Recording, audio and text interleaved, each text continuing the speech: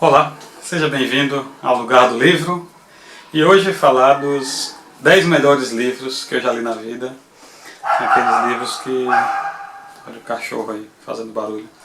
Os 10 melhores livros que eu já li na vida, aqueles livros que eu não me cansarei de reler. Sempre é um risco fazer essas listas. Enquanto fazia, eu ficava com o coração apertado porque estava excluindo livros dos quais eu gosto demais. Então eu acabei escolhendo, por exemplo, eu não repeti autor,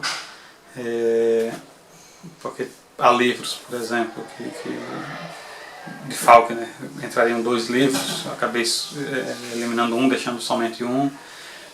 Dostoiévski é a mesma coisa. Então, e entra um caráter muito, um critério que eu segui. Há muitos livros que me impressionaram. Assim, aqui nessa lista estão os livros que estão assim, dentro daquela definição de clássico para mim. Ou seja, aquele livro que eu não me canso, ou não me cansei, ou não me cansarei de reler no tempo adequado, claro. Então o primeiro da lista está aqui. É um livro pequeno, o menor livro da minha lista. A Hora da Estrela, deve ser um dos livros mais odiados da história dos vestibulares, pelo menos aqui em Sergipe ele ficou na lista da Universidade Federal por muito tempo e eu só via o pessoal metendo a bomba porque é um livro difícil, é um livro assim, um livro assado, mas no texto que eu escrevi sobre ele, a comparação que eu fiz é como se, eu não entendo muito de linguagem de programação, mas enquanto os escritores normalmente escrevem, programam, sei lá, em Visual Basic, em Java, em HTML, Clarice Lispector nesse livro ela escreve na linguagem mais básica, ela cria algoritmo. Então essa foi a impressão que eu tive quando eu li. Eu fiquei muito impressionado porque eu comecei a ler de nariz torcido, justamente por causa da rejeição. Mas é um livro que vibra, que faz a gente ficar... Caramba, como é que a mulher pode ter tanto talento? Como é que uma mulher pode escrever desse jeito? Como é que ela pode, em tão poucas páginas, conseguir algo tão forte, tão absurdo como é A Hora da Estrela? Segundo livro, não está na ordem. Não está na ordem. Esse é talvez o maior blockbuster da minha lista. Não é exatamente o primeiro livro, A Guerra dos Tronos, mas é a série como um todo, apesar de eu ter achado o Festim dos Corvos... Festim dos Corvos ou A Fúria dos Reis? O Festim dos Corvos. Mais fraco, mas esse é o primeiro livro, eu li 2 vezes em inglês, 2 vezes em português, então 4 leituras de um livro grosso desse jeito, não significa que eu gostei, é uma série que me conquistou.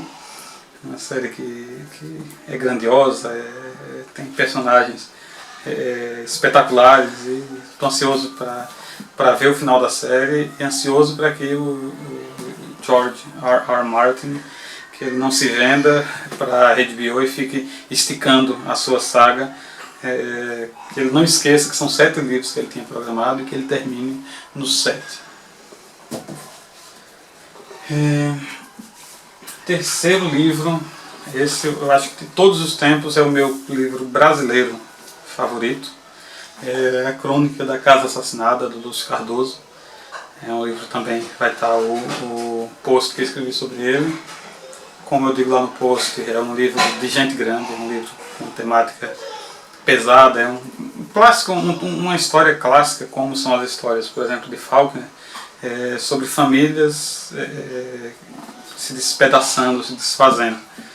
Só que aqui tem uma pegada bem brasileira.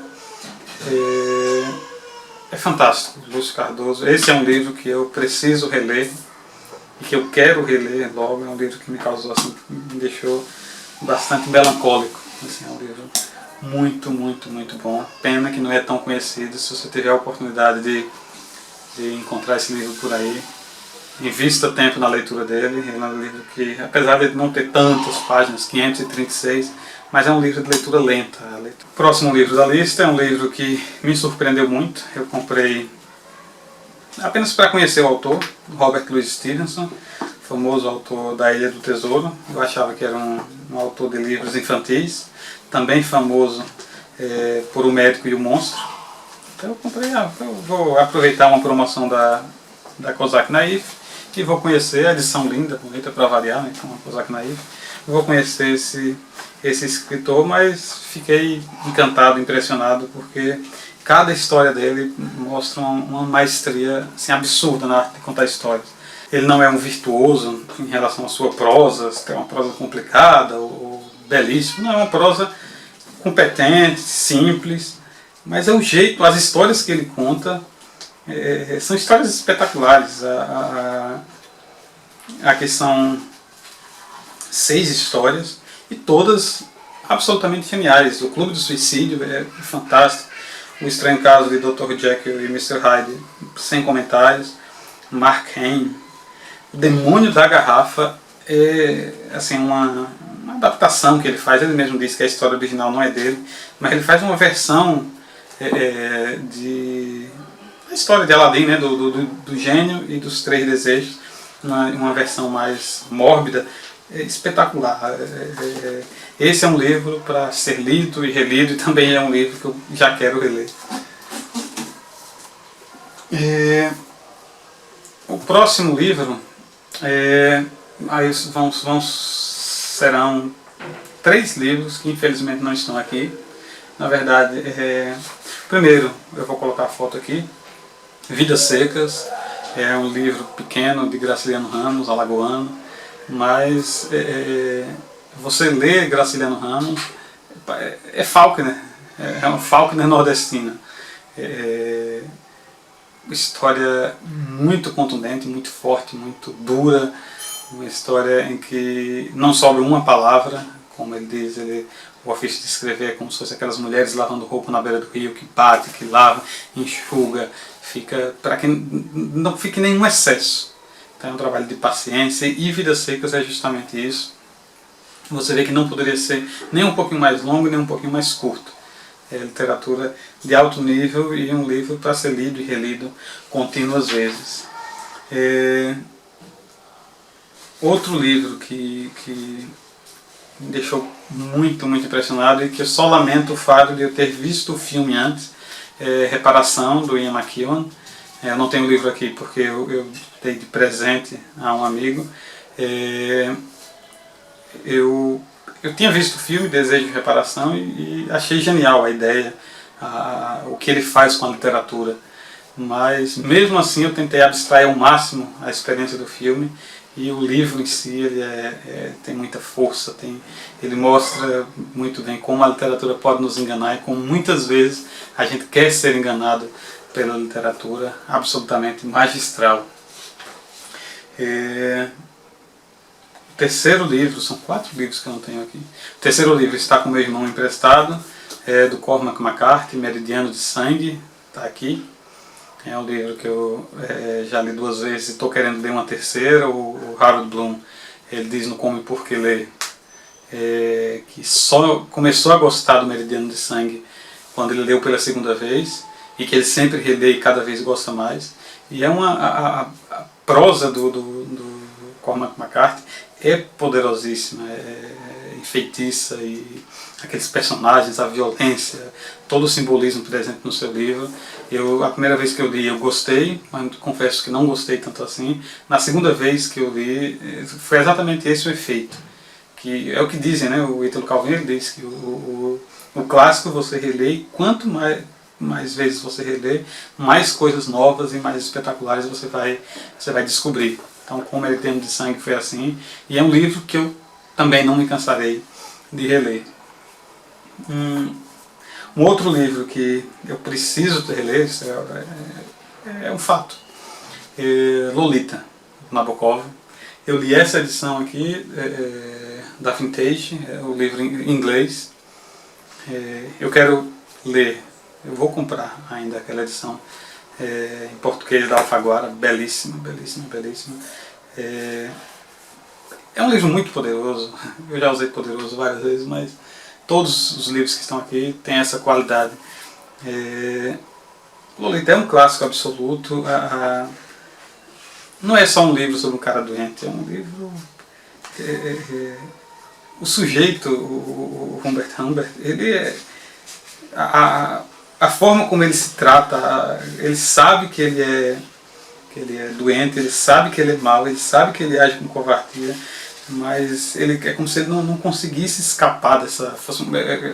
É muito mais forte que ele, essa doença, e o jeito como ele vai se tratando, como ele vai usando nomes diferentes, cada vez piores para ele mesmo, a forma como a história se desenrola é genial, genial. Lolita, se você não leu ainda, leia.